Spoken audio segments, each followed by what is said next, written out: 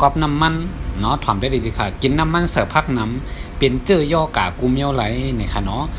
น้ำมันอันที่เขาใส่เขาเสิร์ฟพักกูวันนั่นนะคะเนาะเพราะว่าก้นเต่าอาซัก35ขึ้นปานเนื้อเข้าวันในก่อนค่ะเนาะเพราะเป็นไรเนาะเฮาเงื่องเวอย่าไปเจอน้ำมันอันที่มันขายจอมในเสียงจอมอย่างที่มันกาขันมันปอๆจังนั้นค่ะเนาะเฮาเปลี่ยนมากินน้ำมันหมักกอกอันในเตียนค่ะเนาะกอบสังขารนี่น้ำมันกูเจอกูเมียวเตียนเปิ้นขายเตียนเปิ้นโคเปิ้นทอดเป็นขายเป็นเฮ็ดเขาให้พักขายที่นั่นค่ะเนาะถามมากินแล้วกินแล้วค่ะค่อยหนาว่าเพราะว่าเขากินก็เขาติได้ล่างปันกูว่าน่ะล่างปันไขมันในเลือดเขาค่ะเนาะก็นั่นแหละอันนี้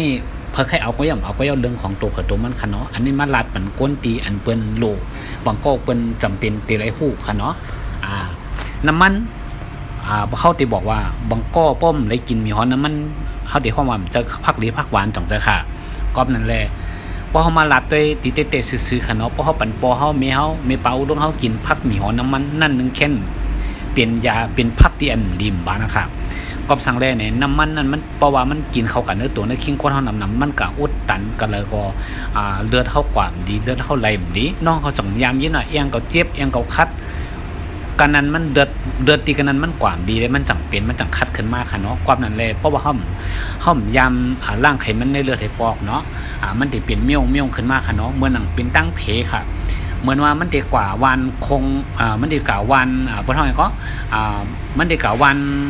ห่องวันจันทร์เฮาว่าไหนค่ะเนาะมันได้กว่าวันห่องกำในกันเป็นตั้งเพแถมมีทั้งกะทั้ง10วันเฮาว่าไหนค่ะเหมือนตั้งเพค่ะคนที่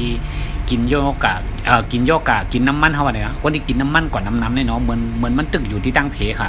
ป้องกินน้ำหนาวก็ในมันได้กะเป็นเยี่ยวหวาน5มันได้กะเป็นโยกะอันนั้นเลือดขึ้น5เป็นเมี่ยว5เนี่ยอยู่ที่ก้นนั่นเอาค่ะกำนั้นแหละเฮกังไว้ตั้งอย่าไปกินน้ำมันเนาะเพราะว่าพอให้กินน้ำมันเจอกินน้ำมันเปลี่ยนมากินน้ำมันหมักกอกอันในเตียนค่ะเนาะอันน้องเขาหันอยู่ในคลิปหางวิดีโอในค่ะเนาะที่มันเป็นหมาย3หมาย2หมาย1นั่นเป็นมันน้ำมันหมักกอกที่กินอยู่เลยรอดเพชรรอดหลานนะน้องนะพี่เขาน้องเขาด้วยแค่หางมันดีๆเนาะเพราะว่าก็เลย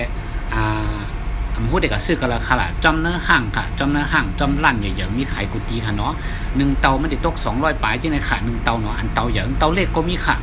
อันที่เป็นไม้1ค่ะเนาะล็อกไล่กันกินมันค่ะเนาะไม้1นั่นเพราะว่าเขาเอามาโคน้ำมันค่ะ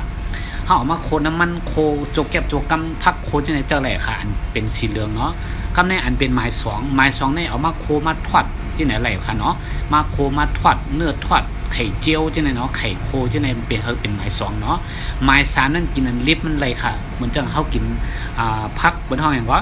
กินผักอันที่กามไทยเขาผักสลัดจังได๋เนาะผักอันปี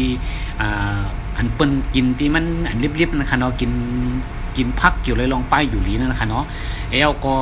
อันไม้3นี่กินอันดิบเลยค่ะ1วัน1เจาะอ่อนเนาะอย่าไปกินนำนะบนตีเนาะกำในอันที่เฮาเฮ็ดเขาเฮ็ดผักกูวันคาโลลาปีที่เป็นอันเลยค่ะล่ะจีนเนี่ยเขาเป็นไม้2ค่ะเนาะไม้2เนี่ยเอากับโคอะไรค่ะเอากับทอดไข่ทอดมันหึงเองจังได๋ก็อะไรค่ะต้องไว้ค่ะเนาะ